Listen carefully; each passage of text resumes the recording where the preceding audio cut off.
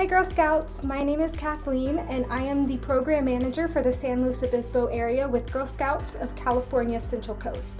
Today we are going to be doing the Cadet Special Agent Badge Workshop together. You will need the following materials: a pencil, paper, tape, coffee filters, several kinds of black markers such as a washable marker and a Sharpie, and some disposable cups. First, let's investigate the art of investigation. Let's look at our fingerprints. Each person has a unique fingerprint, and detectives can use the fingerprints left at a crime scene to identify who might have committed the crime. There are 8 different kinds of fingerprints, though they fall into 3 different categories: the arch, the loop, and the whorl. You can see those 8 fingerprints here.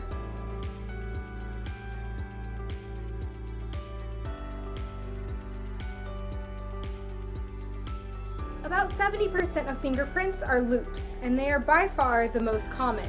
The ulnar and radial loops look pretty similar, but you can tell the difference by looking where the tail of the loop will swing to. If the tail swoops towards your pinky, that's going to be the ulnar loop because it is near the ulna bone. If the tail of your loop swings towards your thumb, that's going to be the radial loop because it is by your radius bone. Whorls make about 25 to 35% of all fingerprints. If your fingerprint looks like a combination of a loop and a whorl, then that is what is called an accidental whorl. Arches are the least common fingerprint and consist of only about 5% of all fingerprints. Can you identify the kind of fingerprints you and your family have? Try this activity. Rub your pencil thickly on a piece of paper and then rub the pad of your finger on it. Stamp your fingerprint on the sticky side of a piece of tape and then place the tape on a clean piece of paper. Can you see the fingerprint more clearly now?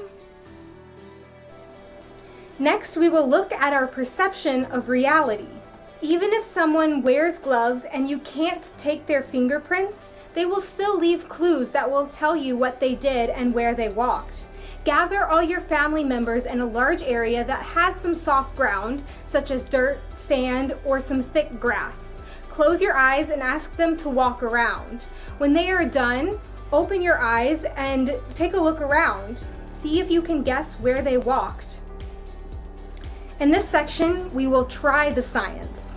Chromatography is the process of separating parts of a mixture so that their individual parts can be investigated for clues. Take your coffee filter and cut it into 1-inch strips.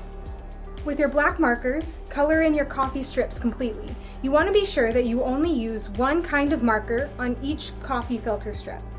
Fold over the strips and dip only the ends of the strip into the disposable cup full of water. Be sure to only place the ends of the strips into the water and that each cup only contains the strips of one kind of marker. For example, you don't want to place the Sharpie strip and the washable marker strip together because that will skew our results. Leave your cup sitting with the filters for 15 to 20 minutes. When you return, what colors can you see? Can you tell the difference between the different kinds of markers? Next, we will talk about the importance of body language. When detectives investigate a suspect, they are asking questions in order to find out more information that might help them solve the case. The difficulty is that people can lie and hide the facts. So, how do we know? When people lie, their body language shifts. Check out this article to learn about what those cues are. Now that you are armed with your new skills, gather your family for a game of 2 truths and a lie.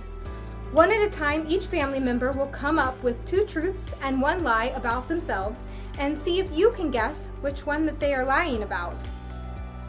Finally, now that we have learned all of our special agent skills, let's put it to the test. Create a story for your own forensic drama that can be solved using the methods that you have learned while earning this badge. Be creative and come up with your own mystery. Thank you so much for following along during this program. We are so excited to see your completed program pictures.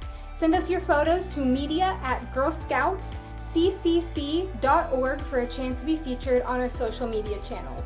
To see all of our at-home programming, visit girlscoutsccc.org.